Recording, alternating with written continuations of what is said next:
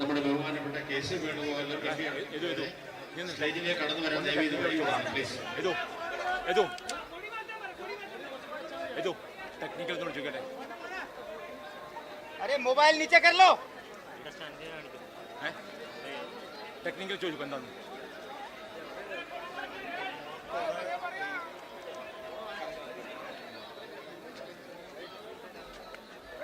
പ്രിയങ്കരായ നേതാക്കന്മാരെ, സഹോദരി സഹോദരന്മാരെ, സുഹൃത്തുക്കളെ, നമ്മുടെ കരളിന്റെ കരളായ പ്രിയങ്കരിയായ നമ്മുടെ സ്ഥാനാർത്ഥി ശ്രീമതി പ്രിയങ്ക ഗാന്ധി അവരുടെ ഇവിടെ എത്തിയിരിക്കുന്നു.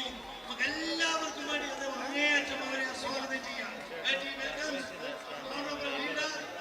അവർ candidate Shrimati Priyanka Gandhi will be deliver speech. I invite Priyanka ji.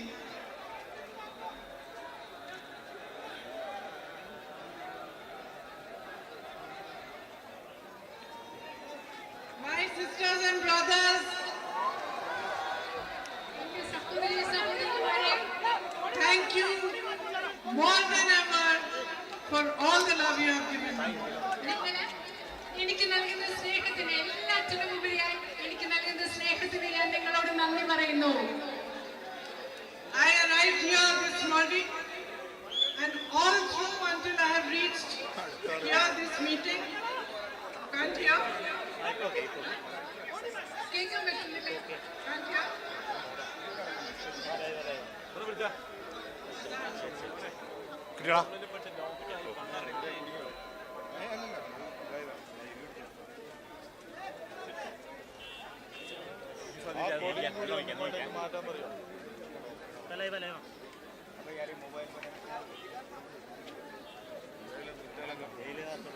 बोलो यार, बोलो इनको. कोई किसी आगे जाके बोल दो एक बार. कोई रिपोर्टर तुम्हारे नहीं है. सबको नीचे करवा दो यार. मोबाइल ആ മൊബൈലും ആ കൊടിയില്ലേ, പച്ചക്കൊടി, ലീഗിന്റെ ഇല്ല, അതല്ല ലീഗിന്റെ കൊടി. I was saying that throughout my way from the helipad to this meeting here, I have been greeted by people who just shown me immense love, treated me like their daughter, like their sister, and I'm deeply, deeply grateful to you. ഞാൻ നിങ്ങളോട് പറഞ്ഞുകൊണ്ട് വന്നത്, രാവിലെ വന്നപ്പോൾ മുതൽ ഹെലിപ്പാഡിൽ നിന്ന് ഇവിടെ എത്തുന്നത് വരെ, ഈ മീറ്റിംഗിൽ എത്തുന്നത് വരെ ഓരോ സമയവും നിങ്ങൾ അപാരമായ സ്നേഹമാണ് എനിക്ക് നൽകുന്നത്. നിങ്ങൾ നിങ്ങളുടെ മകളെ പോലെ, നിങ്ങൾ നിങ്ങളുടെ സഹോദരിയെ പോലെയാണ് എന്നെ കണക്കാക്കിക്കൊണ്ടിരിക്കുന്നത്. My brother always tells me that you are his family. എന്റെ സഹോദരൻ എന്നോട് എപ്പോഴും പറയാറുണ്ട്, വയനാട്ടിലെ നിങ്ങൾ അദ്ദേഹത്തിന്റെ കുടുംബമാണെന്ന് അദ്ദേഹം പറയാറുണ്ട്. He doesn't say this for public, for media only.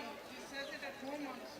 അദ്ദേഹം അത് പൊതുവേദിയിൽ വന്നിട്ട് മാധ്യമപ്രവർത്തകരുടെ മുമ്പിൽ മാത്രമല്ല, വീട്ടിലിരിക്കുമ്പോഴും അദ്ദേഹം പറയും, വയനാട്ടുകാരെന്റെ കുടുംബമാണെന്ന്. I am his sister. I know he was sad to leave you.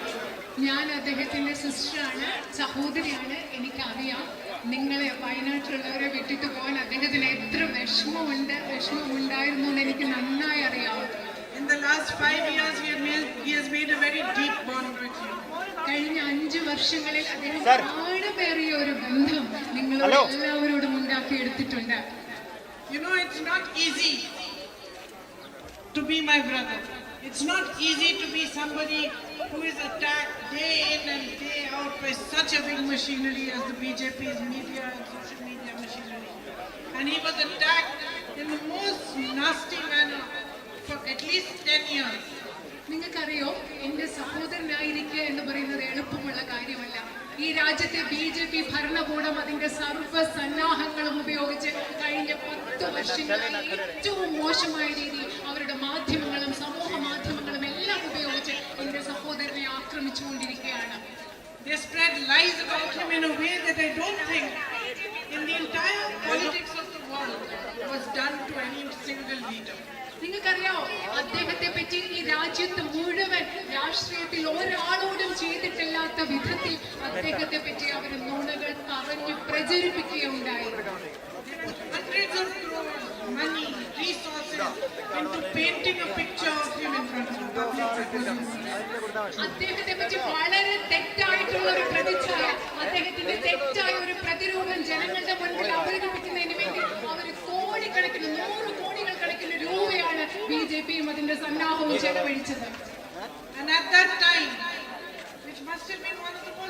difficult times for him in his life, it is you who stood by him, people of Wayanad. ഈ കഴിഞ്ഞ 10 വർഷങ്ങൾ അദ്ദേഹത്തിന്റെ ജീവിതത്തിലെ ഏറ്റവും ബുദ്ധിമുട്ടുള്ള അദ്ദേഹം ഇങ്ങനെ ആക്രമിക്കപ്പെട്ട ഈ സമയത്ത് അദ്ദേഹത്തോടൊപ്പം നിന്നത് നിങ്ങളാണ്. വയനാട്ടിലെ ജനങ്ങളാണ് അദ്ദേഹത്തോടൊപ്പം നിന്നത്. It is you who stood for democracy in this country. ഈ രാജ്യത്തെ ജനാധിപത്യത്തിന് വേണ്ടി നിലകൊണ്ടത് നിങ്ങളാണ്, വയനാട്ടിലെ ജനങ്ങളാണ്. It is you who stood side by side with him to fight in his fight for the values of the Constitution of India. ഈ രാജ്യത്തിന്റെ ഭരണഘടനാ മൂല്യങ്ങൾ സംരക്ഷിക്കുന്നതിന് വേണ്ടി എന്റെ സഹോദരൻ പോരാടിയപ്പോൾ അദ്ദേഹത്തോടൊപ്പം നിന്നത് നിങ്ങൾ ഓരോരുത്തരുമാണ്. Each one of you, my sisters, my brothers, with your vote, gave him strength, gave him courage, and gave him the bravery to walk from one end of this nation to the other in the name of peace and brotherhood. നിങ്ങൾക്കറിയോ, വയനാട്ടിലെ എന്റെ പ്രിയപ്പെട്ട സഹോദരി സഹോദരന്മാരെ, നിങ്ങളുടെ വോട്ടാണ്, നിങ്ങളുടെ സമാധാനമാണ്, നിങ്ങളുടെ ധൈര്യമാണ്, നിങ്ങളുടെ സ്നേഹമാണ് ഈ രാജ്യത്തിന്റെ ഒരറ്റം മുതൽ മറ്ററ്റം വരെ സമാധാനത്തിന് വേണ്ടി, സ്നേഹത്തിന് വേണ്ടി യാത്ര ചെയ്യാൻ എന്റെ സഹോദരന് ധൈര്യവും കരുത്തും നൽകിയത്. I know you did it because you love him. എനിക്കറിയാം നിങ്ങൾ അത് ചെയ്തത് നിങ്ങൾ എന്റെ സഹോദരനെ സ്നേഹിക്കുന്നത് കൊണ്ടാണെന്ന് എനിക്കറിയാം. But I also know you did it because you are the people of Wayanad. എനിക്കറിയാം നിങ്ങൾ അത് ചെയ്തത് എന്റെ സഹോദരനെ സ്നേഹിക്കുന്നത് കൊണ്ട് മാത്രമല്ല, മറിച്ച് നിങ്ങളുടെ വയനാട്ടിലെ ജനങ്ങളായതുകൊണ്ട് കൂടിയാണ് നിങ്ങൾ അത് ചെയ്തത്. You have a history on this land നിങ്ങൾക്ക് ഈ ഭൂമിയിൽ, വയനാടിന്റെ ഭൂമിക്ക് ഒരു ചരിത്രമുണ്ട്. of fighting for what is right. ശരിയായത് എന്താണോ അതിനു വേണ്ടി പോരാടുന്ന ഒരു ചരിത്രം വയനാടിന്റെ ഭൂമിക്കുണ്ട്. This is the land of Parashiraja. പഴശ്ശിരാജയുടെ ഭൂമിയാണിത്.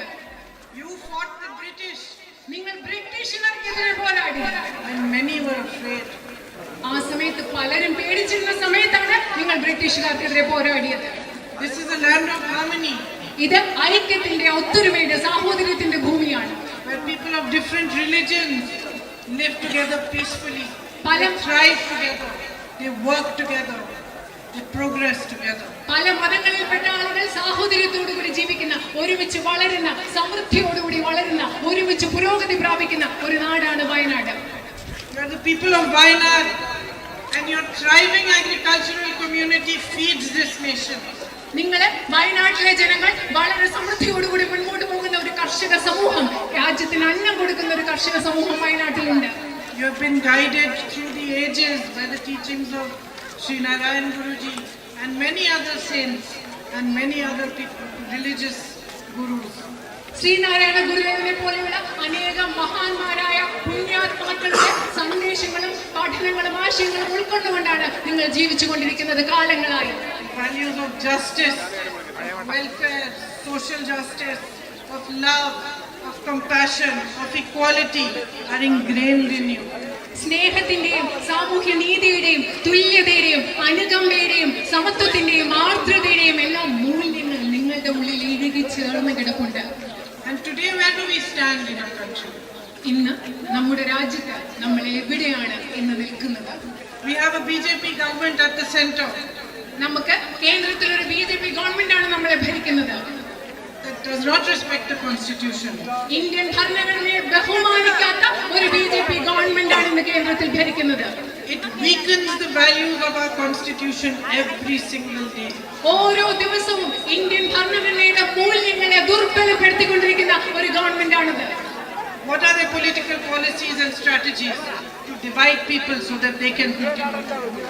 അവരുടെ രാഷ്ട്രീയപരമായ തന്ത്രങ്ങൾ എന്ന് പറയുന്നത്, നയങ്ങൾ എന്ന് പറയുന്നത് ജനങ്ങളെ വിഭജിപ്പിക്കുന്നതിന് വേണ്ടിയാണ്. അവർക്ക് തുടർന്ന് ഭരിക്കുന്നതിന് വേണ്ടി ജനങ്ങളെ വിഭജിക്കാനാണ് അവർ ശ്രമിക്കുന്നത്.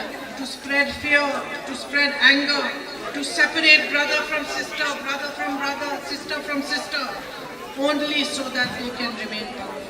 ജനങ്ങളുടെ ഇടയിൽ ഭയമുണ്ടാക്കുക, വിദ്വേഷം വളർത്തുക, സഹോദരനെ സഹോദരിയിൽ നിന്ന് അകറ്റി നിർത്തുക, സഹോദരിമാരെ അകറ്റി നിർത്തുക. എന്തിനാണ്? എല്ലാം അവർക്ക് ഭരിക്കുന്നതിന് വേണ്ടി നിലനിർത്തുന്ന ഒരു ഗവൺമെന്റ് ആണ് ഈ രാജ്യം ഭരിക്കുന്നത്. And while they carry out this policy of divisiveness, the greatest beneficiaries are a handful of their friends, of powerful businessmen for whom all the policies are made. ഈ രാജ്യത്ത് ഇങ്ങനെ അവർ വിഭാഗീയത പടർത്തുക എന്ന നയം പിന്തുടർന്ന് മുൻപോട്ട് പോകുമ്പോൾ ഇതിന്റെയൊക്കെ ഏറ്റവും വലിയ ഗുണഭോക്താക്കൾ എന്ന് പറയുന്നത് അവരുടെ അതിസമ്പന്നരായ ഏതാനും എണ്ണാൻ കഴിയുന്ന കുറച്ച് വ്യവസായികളാണ്. Wherever there is something that belongs to the people, it is taken and it is handed to these 3 or 4. ഈ രാജ്യത്ത് ജനങ്ങളുടേതായ സ്വന്തമായ എന്തെങ്കിലും ഉണ്ടെങ്കിലും അതെല്ലാം എടുത്തു മാറ്റി ഈ അതിസമ്പന്നരായ 3-4 ആളുകൾക്ക് കൊടുക്കുകയാണ് ഈ ഗവൺമെന്റ് ചെയ്യുന്നത്. In state after state, lands belonging to tribal people are being handed over to big businessmen who are friends of the Prime Minister. ഓരോ സംസ്ഥാനത്തും ഈ രാജ്യത്തെ ആദിവാസി സമൂഹത്തിൽപ്പെട്ട ആളുകൾക്ക് അവകാശമുള്ള ഭൂമി എടുത്ത് പ്രധാനമന്ത്രിയുടെ സുഹൃത്തുക്കളായ അതിസമ്പന്നരായ വ്യവസായികൾക്ക് നൽകുകയാണ് ഈ രാജ്യത്ത് ചെയ്തുകൊണ്ടിരിക്കുന്നത്. There is no compassion for our farming community, for the farmers that give this nation food, that feed us, on which this nation is thriving and is based. ഈ രാജ്യത്തിന് അന്നം നൽകുന്ന ഈ രാജ്യത്തിന്റെ സമൃദ്ധിക്ക് കാരണമായ കർഷക സമൂഹത്തെ ആളുകളോട് ഈ ഗവൺമെന്റിന് യാതൊരു അനുതാപവും അനുകമ്പവുമില്ല. You grow coffee, you grow rice, you grow areca. You've been promised again and again MSP for your crops. Have you received it? നിങ്ങൾ ഇവിടെ കാപ്പി കൃഷി നടത്തുന്നു, അതുപോലെ അടയ്ക്ക കൃഷി നടത്തുന്നു, നിങ്ങൾ നെല്ല് കൃഷി നടത്തുന്നു. വീണ്ടും വീണ്ടും നിങ്ങൾക്ക് മിനിമം താങ്ങുവില നൽകുമെന്ന് പറഞ്ഞിട്ടുണ്ട്. നിങ്ങൾക്കത് കിട്ടിയിട്ടുണ്ടോ? You struggle for a livelihood. You set up small businesses, shops like these ones, this Brothers Bakery and the side view store in front of me, this hotel. നിങ്ങൾ ജീവിക്കാൻ വേണ്ടി കഷ്ടപ്പെടുകയാണ്. ഇവിടെ കാണുന്ന ബ്രദേഴ്സ് ബേക്കറിയും സൈഡ് വ്യൂ സ്റ്റോറും പോലെ ചെറിയ ചെറിയ കടകൾ നിങ്ങൾ സ്ഥാപിച്ചിട്ടുണ്ട്. You work hard, you struggle to make an honest living. What support do you get from your central government? You get GST. നിങ്ങൾ കഷ്ടപ്പെടുകയാണ്. നിങ്ങൾ ജീവിക്കാൻ വേണ്ടി സത്യസന്ധമായി ജീവിക്കുന്നതിന് വേണ്ടി നിങ്ങൾ കഠിനാധ്വാനങ്ങൾ ചെയ്യുകയാണ്, കഷ്ടപ്പെടുകയാണ്. നിങ്ങൾക്ക് എന്ത് പിന്തുണയാണ് കേന്ദ്ര ഗവൺമെന്റിൽ നിന്ന് ലഭിക്കുന്നത്? നിങ്ങൾക്ക് ചരക്ക് സേവന നികുതി കൊടുക്കേണ്ടി വരുന്നു. On every single item you have a new tax. എല്ലാ കാര്യത്തിലും ഒരു പുതിയ വസ്തു വരുമ്പോൾ അതിലൊരു പുതിയ നികുതി government നടപ്പിലാക്കുന്നുണ്ട്. Prime Minister wakes up one morning and he says we're going to demonetize the rupee. ഒരു ദിവസം രാവിലെ എഴുന്നേറ്റ് പ്രധാനമന്ത്രി പറയുകയാണ് ഞാൻ നോട്ട് നിരോധനം നടപ്പിലാക്കാൻ പോവുകയാണ്. Who suffers? ആരാണ് കഷ്ടപ്പെടുന്നത്? Mr. Adani and Mr. Ambani suffer. കഷ്ടപ്പെടുന്നത് Adani അംബാനിയാണോ? They don't suffer. Our Shopkeepers suffer. Small businesses suffer. And everything, every policy of this government for the last 10 years has been done nothing but cripple you. അത് നിങ്ങൾക്കറിയാം, അദാനി അംബാനിയല്ല കഷ്ടപ്പെടുന്നത്, നിങ്ങളാണ് കഷ്ടപ്പെടുന്നത്. ഇവിടുത്തെ ചെറിയ കച്ചവടക്കാരാണ് കഷ്ടപ്പെടുന്നത്. ഇങ്ങനത്തെ ചെറിയ കട നടത്തുന്ന ആളുകളാണ് കഴിഞ്ഞ 10 വർഷങ്ങളായി ഈ ഗവൺമെന്റിന്റെ എല്ലാ നയപരിപാടികളും സാധാരണക്കാരെ ബുദ്ധിമുട്ടിലാഴ്ത്തുന്നത്, സാധാരണക്കാരെ ബുദ്ധിമുട്ടിക്കുന്നതുമാണ്. My sisters are all here. I know what difficulties they face because of price rise. എന്റെ സഹോദരിമാരെല്ലാവരും അവിടെയുണ്ട്. എനിക്കറിയാം വില വർധന മൂലം അവർ എന്തുമാത്രം ബുദ്ധിമുട്ടാണ് നേരിടുന്നത് എനിക്കറിയാം. And my young brothers and sisters who are educated and are looking for jobs, the highest unemployment rates in the last 10 years. ഇവിടെ നിങ്ങൾക്കറിയാം എന്റെ ചെറുപ്പക്കാരായ സഹോദരന്മാരുണ്ട്, നിങ്ങൾക്ക് വിദ്യാഭ്യാസം കിട്ടിയിട്ടുണ്ട്, അവർ ജോലിക്ക് വേണ്ടി നോക്കുകയാണ്. പക്ഷെ ഈ രാജ്യത്ത് ഏറ്റവും വലിയ തൊഴിലില്ലായ്മ നിരക്കാണ് ഇന്നുള്ളത്. So you work hard, you educate your children, and what happens? You are unable to get jobs because the government is not providing jobs, is not creating any avenues for jobs. All the manufacturing processes and all, they are not increasing them, they are not strengthening them. നിങ്ങളറിയോ നിങ്ങൾ എന്താ ചെയ്യുന്നത്? നിങ്ങൾ കഷ്ടപ്പെടുന്നു, നിങ്ങളുടെ കുട്ടികളെ പഠിപ്പിക്കുന്നു, പക്ഷെ കുട്ടികൾക്ക് ജോലി കിട്ടുന്നില്ല. എന്തുകൊണ്ടാണ്? ഇവിടെ പുതിയ തൊഴിലുണ്ടാകുന്ന അവസരങ്ങൾ, ഉൽപാദന മേഖലയിലും മറ്റും തൊഴിലുണ്ടാകാനുള്ള അവസരങ്ങൾ ഈ ഗവൺമെന്റ് ഉണ്ടാക്കുന്നില്ല. They take land away from the tribal people and hand them to their friends. They provide good housing for you. Have the tribal people all over this country not suffered enough that they do not even have good access to health and educational opportunities? അതെന്താ അവര് ചെയ്യുന്നത്? ആദിവാസി സുഹൃത്തുക്കളിൽ നിന്ന്, ആദിവാസി സമൂഹത്തിൽ നിന്ന് ഭൂമി എടുത്തിട്ട് അവരുടെ സുഹൃത്തുക്കളായ ബിസിനസ്സുകാർക്ക് നൽകുന്നു. നമ്മുടെ നാട്ടിലെ ആദിവാസി സമൂഹത്തിന് ആരോഗ്യ പരിരക്ഷ, വിദ്യാഭ്യാസം, ഇതിനൊക്കെയുള്ള കൃത്യമായ അവകാശം, അതിൽ പ്രവേശിക്കാനുള്ള സാഹചര്യം ലഭിക്കുന്നുണ്ടോ ഈ രാജ്യം മുഴുവൻ? You have so much potential right here in Wayanad. വയനാട്ടിൽ നിങ്ങൾക്ക് ധാരാളം കഴിവുണ്ട്, നിങ്ങൾക്ക് വളരാനുള്ള ധാരാളം കഴിവ് വയനാട്ടിലുണ്ട്. You have a thriving tourism industry, but it can be strengthened even more. നിങ്ങൾക്ക് വളരെയധികം വളർന്നുകൊണ്ടിരിക്കുന്ന കുതിച്ചുകൊണ്ടിരിക്കുന്ന ഒരു വിനോദസഞ്ചാര വ്യവസായമുണ്ട്. പക്ഷെ അതിനെ നമുക്ക് കൂടുതൽ ശക്തിപ്പെടുത്താൻ സാധിക്കും. New opportunities for employment can be made. ഇവിടെ തൊഴിലവസരങ്ങൾ, പുതിയ തൊഴിലവസരങ്ങൾ വയനാട്ടിൽ നമുക്ക് സൃഷ്ടിക്കാൻ സാധിക്കും. We have been asking for a long time for better development of this town. അതുപോലെ തന്നെ നിങ്ങൾ കുറെ കാലമായി ഈ ടൗണിലെ, ഈ നഗരത്തിന്റെ മെച്ചപ്പെട്ട ഒരു വികസനത്തിന് വേണ്ടി ശ്രമിച്ചുകൊണ്ടിരിക്കുകയാണ്. Even the Manrega workers are not getting regular work today. അത് മാത്രമല്ല, മഹാത്മാഗാന്ധി ദേശീയ ഗ്രാമീണ തൊഴിലുറപ്പ് പദ്ധതിയുടെ ഭാഗമായിട്ട് പ്രവർത്തിക്കുന്ന തൊഴിലാളികൾക്ക് പോലും സ്ഥിരമായിട്ടുള്ള ജോലി ഇന്ന് കിട്ടുന്നില്ല. You have floods, you have disasters like the landslide, and politics is played with you.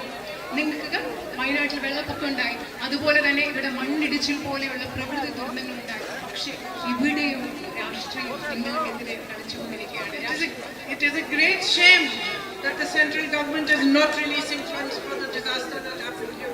വയനാട്ടിലുണ്ടായ പ്രകൃതി ദുരന്തത്തിൽ നിന്ന് നിങ്ങളെ രക്ഷിക്കാൻ വേണ്ടി കേന്ദ്ര ഗവൺമെന്റ് ഫണ്ട് നൽകുന്നില്ല എന്നുള്ളത് ഏറ്റവും ലജ്ജാകരമായ ഒരു കാര്യമാണെന്ന് പറയാൻ ഞാൻ ആഗ്രഹിക്കുന്നു. But look at their pattern. Before there were floods in Wayanad, there were similar conditions of landslides and huge loss of life, huge loss of livelihood in Himachal Pradesh. എന്താണ് ചെയ്യുന്നത് നോക്കിയോ? വയനാട്ടിൽ സംഭവിച്ചതുപോലെ വയനാട്ടിൽ വെള്ളപ്പൊക്കവും മണ്ണിടിച്ചിലും ഒക്കെ ഈ പ്രകൃതി ദുരന്തം ഉണ്ടായതിനു മുമ്പായി ഇതുപോലെ തന്നെ ഹിമാചൽ പ്രദേശിലും മണ്ണിടിച്ചിലും പ്രകൃതി ദുരന്തവും ഒക്കെ ഉണ്ടായി. Neither did Modi ji's government declare it a national disaster, nor did they send funds. അതിനെ ഒരു ദേശീയ ദുരന്തമായി പ്രഖ്യാപിക്കാനോ അതിനുവേണ്ടി ഫണ്ട് നൽകാനോ മോദി ഗവൺമെന്റ് തയ്യാറായില്ല. Why? For purely political reasons. എന്തുകൊണ്ടാണ് അങ്ങനെ ചെയ്യാതിരുന്നത്? തീർത്തും രാഷ്ട്രീയമായ കാരണങ്ങൾ കൊണ്ട് മാത്രമാണ് അങ്ങനെ ചെയ്യാതിരുന്നത്. The same thing has happened here. അതേ കാര്യം തന്നെയാണ് ഇന്ന് വയനാട്ടിലും സംഭവിച്ചുകൊണ്ടിരിക്കുന്നത്. What is the point of Modi ji coming here and meeting all the disaster victims if he cannot release the funds even to ഇന്ന് വരെ വയനാട്ടിലെ ജനങ്ങൾക്ക് വേണ്ടിയുള്ള ഫണ്ട് നൽകാൻ തയ്യാറായില്ലെങ്കിൽ നരേന്ദ്രമോദി ഇവിടെ വന്ന് ഈ ദുരന്തത്തെ അതിജീവിച്ചവരെ കണ്ടതിന് എന്ത് അർത്ഥമാണുള്ളത് എന്ന് ഞാൻ ചോദിക്കുകയാണ്. You have floods quite often, and you need a systematic system, a robust mechanism for the compensation that is your due. You deserve the compensation. Nobody is doing you a favor. It is your money, it is your due. When a disaster strikes you, it is your right that you should be compensated. നിങ്ങൾക്ക് ഇവിടെ വെള്ളപ്പൊക്കം ഉണ്ടാവുന്നു, പ്രകൃതി ദുരിതങ്ങൾ ഉണ്ടാവുന്നു, നിങ്ങൾക്ക് നഷ്ടപരിഹാരം കിട്ടുക എന്നുള്ളത് നിങ്ങളുടെ അവകാശമാണ്. നിങ്ങളത് അർഹിക്കുന്നുണ്ട്. അത് നൽകുന്നതിലൂടെ നിങ്ങൾക്ക് ആരും ഒരു ഔദാര്യം നൽകുകയല്ല. നിങ്ങൾക്ക് ഇവിടെ പ്രകൃതി ദുരന്തങ്ങൾ ഉണ്ടാകുമ്പോൾ നിങ്ങൾക്ക് നഷ്ടപരിഹാരം ലഭിക്കുന്നതിന് വേണ്ടി സക്രിയമായ ഒരു വ്യവസ്ഥ, സംവിധാനം ഇവിടെ ഉണ്ടാകേണ്ടത് അത്യാവശ്യമാണ്. I know one of your biggest issues here is the man-animal conflict. എനിക്കറിയാം, വയനാട്ടിൽ നിങ്ങളുടെ പ്രധാനപ്പെട്ട ഒരു പ്രശ്നം എന്ന് പറയുന്നത് മനുഷ്യ വന്യജീവി സംഘർഷമാണ്. And I think we should all work hard to find a good solution for it. So that even your environment is preserved, at the same time your life is very important. Human life is most important and needs to be preserved. ഞാൻ കരുതുന്നത് നമ്മൾ എല്ലാവരും കൂടെ ഒരുമിച്ച് ചേർന്ന് അതിന് പരിഹരിക്കാനുള്ള ഒരു കൃത്യമായ ഒരു പരിഹാരം ഉണ്ടാക്കണം. നമ്മുടെ പരിസ്ഥിതിയും പ്രകൃതിയും പ്രധാനമാണ്, പക്ഷെ അതിനെ പോലെ തന്നെ അതിലുപരി പ്രധാനപ്പെട്ടതാണ് മനുഷ്യ ജീവനും. അതുകൊണ്ട് ഇതിനു വേണ്ടി നമുക്ക് കൃത്യമായ ഒരു പരിഹാരം ഒരുമിച്ച് ഉണ്ടാക്കേണ്ട ആവശ്യമുണ്ട്. So this is my first day of campaigning here in Wayanad, and I want to say that my knowledge of the issues that you have comes from my brother. He has explained to me that these are the main issues, and I am talking about them. But I want to also have my own knowledge from you.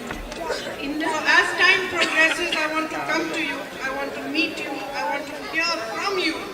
What are the main things that you think are issues, my sister? What are the main issues that you need resolved, my brothers? And I want to be able to find solutions for you, with you, and move together so that you can have a better future for your children, and so that we can develop Wayanad together. ഞാൻ ഇന്ന് വയനാട്ടിലെ എൻ്റെ പ്രചരണത്തിന്റെ ആദ്യത്തെ ദിവസമാണ്. വയനാട്ടിലെ പ്രശ്നങ്ങളെ കുറിച്ച് ഇന്ന് എൻ്റെ അറിവെന്ന് പറയുന്നത് എൻ്റെ സഹോദരൻ എനിക്ക് പറഞ്ഞു നൽകിയതാണ്. അതിനെക്കുറിച്ചാണ് ഞാൻ നിങ്ങളോട് സംസാരിക്കുന്നത്. പക്ഷെ സമയം കടന്നു പോകുമ്പോൾ, മുമ്പോട്ട് പോകുമ്പോൾ എനിക്ക് നിങ്ങളെ ഓരോരുത്തരെയും വന്ന് കണ്ട് സംസാരിച്ച് നിങ്ങളുടെ പ്രശ്നങ്ങൾ എന്താണെന്ന് മനസ്സിലാക്കി നമ്മൾ ഒരുമിച്ച് അതിന് പരിഹാരം ഉണ്ടാക്കി മുൻപോട്ട് പോകും. സഹോദരിമാരുടെ പ്രശ്നങ്ങൾ പരിഹരിക്കുന്നതിന്, നിങ്ങൾക്ക് മനോഹരമായ ഒരു ഭാവി ഉണ്ടാക്കുന്നതിന് നമ്മൾക്ക് ഒരുമിച്ച് പരിശ്രമിച്ച് വയനാടിനെ വളരെ മെച്ചപ്പെട്ട ഒരു സ്ഥലമായി മുൻപോട്ട് കൊണ്ടുപോകും. While I was coming here, some people stopped me and I asked them, what is your biggest concern? And they said that the biggest concern is the medical college. That while there is a board there declaring that there is a medical college, no facilities have been given. ഞാൻ ഇങ്ങോട്ട് വരുമ്പോൾ എന്റെ വഴിയിൽ 2-3 പേര് പിടിച്ചു നിർത്തിയപ്പോൾ ഞാൻ അവരോട് ചോദിച്ചു, നിങ്ങളുടെ ഏറ്റവും വലിയ ഉത്കണ്ഠ എന്താ, ഏറ്റവും വലിയ പ്രശ്നം എന്താ? അവർ പറഞ്ഞു മെഡിക്കൽ കോളേജ്. ഇവിടെ മെഡിക്കൽ കോളേജ് എന്നൊരു ബോർഡുണ്ട്, പക്ഷെ മെഡിക്കൽ കോളേജ് ഒരു സംവിധാനവും ഇല്ല. These are the things that we need to work together towards. These are your fights, but they are my fights also today. And I would like to stand shoulder to shoulder with you and fight for your rights. Raise your voice in parliament on any platform that I can, so that these issues should be resolved. ഈ പ്രശ്നങ്ങൾക്ക് വേണ്ടിയാണ് നമ്മൾ പരിഹരിക്കേണ്ടത്. ഈ പ്രശ്നങ്ങൾക്ക് വേണ്ടിയാണ് നിങ്ങൾ ഇന്ന് പോരാടിക്കൊണ്ടിരിക്കുന്നത്. പക്ഷേ ഇന്ന് നിങ്ങളുടെ പോരാട്ടം എന്ന് പറയുന്നത് എന്റെയും കൂടി പോരാട്ടമാണ്. നിങ്ങളുടെ പ്രശ്നങ്ങൾക്ക് വേണ്ടി ഞാൻ ഇന്ത്യൻ പാർലമെന്റിൽ കൊള്ളും. നിങ്ങളുടെ ശബ്ദമായി നിങ്ങൾക്ക് വേണ്ടി എന്റെ ശബ്ദം ഉയർത്തും. ഏതൊക്കെ വേദികളിൽ സാധ്യമാണോ അവിടെയെല്ലാം നിങ്ങളുടെ പ്രശ്നങ്ങൾ പരിഹരിക്കുന്നതിന് വേണ്ടി ഞാൻ എന്റെ ശബ്ദം ഉയർത്തും. You have given my brothers so much love and affection. I consider it my responsibility to keep the bond between you and him strong and to strengthen it even more. എനിക്ക് എന്റെ സഹോദരനും നിങ്ങളുമായിട്ടുള്ള ബന്ധം അറിയാം. എനിക്ക് നിങ്ങളോട് ഉത്തരവാദിത്തം അറിയാം. ഞാൻ അദ്ദേഹവും നിങ്ങളുമായിട്ടുള്ള ബന്ധം കൂടുതൽ ശക്തിപ്പെടുത്തുന്നതും ആഴത്തിൽ വരുത്തുന്നതിനുമായിട്ടുള്ള എന്റെ പ്രവർത്തനം ഉണ്ടായിരിക്കും. അത് നിർവഹിക്കേണ്ടത് എന്റെ ഉത്തരവാദിത്തമാണെന്ന് ഞാൻ കരുതുന്നു. Today some journalists came and each one was asking me, how many votes do you think you will win by? How many votes are you expecting? I said to them, and I am saying to you, that for me, a vote you cast is not a number for my ego to become big. That, oh, I won by so many votes. It's not. For me, every vote you cast is my duty. It's a sense of responsibility. It's a symbol of what you expect from me. It's not a symbol of what I expect from you. It's a symbol of what you expect from me. And it's a symbol that you expect from me, that I discharge my duty to you. I discharge my responsibility to you first and foremost above everything. ഇന്ന് ഞാൻ വരുമ്പോൾ കുറച്ച് പത്രപ്രവർത്തകർ എന്നോട് ചോദിക്കായിരുന്നു, എത്ര വോട്ടാണ് നിങ്ങൾ പ്രതീക്ഷിക്കുന്നത്, എത്ര ലക്ഷം വോട്ടാണ് പ്രതീക്ഷിക്കുന്നത്? ഞാൻ അതൊന്നുമല്ല പ്രതീക്ഷിക്കുന്നത്. എന്നെ സംബന്ധിച്ചിടത്തോളം നിങ്ങൾ ചെയ്യുന്ന ഒരു വോട്ടും എനിക്ക് നിങ്ങളോടുള്ള ഉത്തരവാദിത്വത്തിന്റെ പ്രതീകമാണ്. ഞാൻ നിങ്ങൾക്ക് വേണ്ടി എന്ത് ചെയ്യണമോ അതിന്റെ പ്രതീകമാണ് നിങ്ങൾ എനിക്ക് നൽകുന്ന ഓരോ വോട്ടും. അത് എന്റെ ഈഗോ, എന്റെ ചിന്ത, ഞാനെന്ന ഭാവത്തെ വളർത്താനുള്ളതല്ല, മറിച്ച് നിങ്ങളോട് നിങ്ങളുടെ കടമ ഉത്തരവാദിത്വം ചെയ്യാൻ എന്നെ ഓർമ്മിപ്പിക്കുന്നതാണ് നിങ്ങൾ ചെയ്യുന്ന ഓരോ വോട്ടും. Your support is a symbol of your love and affection. നിങ്ങളുടെ പിന്തുണ എന്ന് പറയുന്നത് നിങ്ങൾക്ക് എന്നോടുള്ള സ്നേഹത്തിന്റെ, ഇഷ്ടത്തിന്റെ ഒരു പ്രതീകമാണ്. And of your trust in me. നിങ്ങൾക്ക് എന്നിലുള്ള വിശ്വാസത്തിന്റെ പ്രതീകമാണ് നിങ്ങൾ ചെയ്യുന്ന ഓരോ വോട്ടും. And one thing I can tell you, I am not going to let you down. ഞാൻ നിങ്ങളോട് ഒരു കാര്യം നിങ്ങൾക്ക് ഉറപ്പ് നൽകാൻ സാധിക്കും. എനിക്ക് ഒരിക്കലും ഞാൻ നിങ്ങളെ നിരാശപ്പെടുത്തില്ല എന്ന് എനിക്ക് ഉറപ്പ് നൽകാൻ സാധിക്കും. I'll tell you a story. When I was leaving my son in boarding school, the principal said to me that, from these families, big families, they leave their children here. They never come to see their children. So we just want to tell you that at least once in 4 months you must come and see your son. ഞാൻ നിങ്ങളോട് ഒരു കഥ പറയാം. എന്റെ മകനെ ഞാൻ boarding സ്കൂളിൽ ചേർത്തിട്ട് പോയപ്പോൾ അവർ പറയായിരുന്നു, സാധാരണ ഇങ്ങനത്തെ വലിയ കുടുംബങ്ങളിൽ നിന്നൊക്കെ കുട്ടികളെ കൊണ്ട് ബോർഡിംഗ് സ്കൂളിൽ വിടും, പക്ഷെ അവരെ കാണാനൊന്നും പിന്നെ ആരും വരാറില്ല. നിങ്ങൾ കഷ്ടിച്ച് 4 മാസം കൂടുമ്പോഴെങ്കിലും 4 മാസത്തിലെങ്കിലും ഒരു പ്രാവശ്യം വന്ന് മകനെ കണ്ടിട്ട് പോകണമെന്ന് അവരെന്നോട് പറയാറ്. When 4 months were over, when I went to pick up my son, the principal told me, please don't come so much. 4 മാസം കഴിഞ്ഞിട്ട് ഞാൻ എന്റെ മോനെ വീട്ടിൽ അവിടുന്ന് കൂട്ടിക്കൊണ്ട് വരാൻ ചെന്നപ്പോൾ പ്രിൻസിപ്പൽ എന്താ പറഞ്ഞത്, ദയവേത് ഇത്രയും പ്രാവശ്യം ഇങ്ങോട്ട് വരരുത് എന്നാണ് എന്റെ പ്രിൻസിപ്പൽ എന്നോട് പറഞ്ഞത്. Just like the principal, I'm telling you, if you think I'm not going to come here often, you're going to get so fed up that you'll say, please don't come. ആ പ്രിൻസിപ്പലിനെ പോലെ നിങ്ങൾ ചിന്തിക്കുകയാണ്, ഞാൻ ഇനി ഇങ്ങോട്ട് കാര്യമായിട്ട് വരാനൊന്നും പോകുന്നില്ല എന്ന് നിങ്ങൾ ചിന്തിക്കുകയാണ്. ഞാൻ പറയാം, നിങ്ങൾക്ക് തെറ്റി. ആ പ്രിൻസിപ്പൽ പറയുന്ന പോലെ നിങ്ങൾ എന്നോട് പറയാൻ പോവാൻ ഒത്തിരി പ്രാവശ്യം വരല്ലേ, ഇത്രയും പ്രാവശ്യം വരണ്ടാണ് നിങ്ങളും കൂടെ പറയാൻ പോവാണ്. Because just like my son is family, you are my family. കാരണം എന്റെ മോൻ എങ്ങനെയാണോ എന്റെ കുടുംബമാണ്, അതുപോലെ നിങ്ങളും എന്റെ കുടുംബമാണ്. And I'm truly, truly grateful again for your love and for your affection. Thank you for being here today. Thank you for listening. ഞാൻ സത്യസന്ധമായി പറയട്ടെ, നിങ്ങളുടെ സ്നേഹത്തിനും ഇഷ്ടത്തിനും ഞാൻ എന്നും നിങ്ങളോട് കടപ്പെട്ടിരിക്കുന്നവരാണ്. നിങ്ങൾ ഇന്ന് ഇവിടെ വന്നതിന് നിങ്ങൾക്ക് നന്ദി, നമസ്കാരം. Thank you.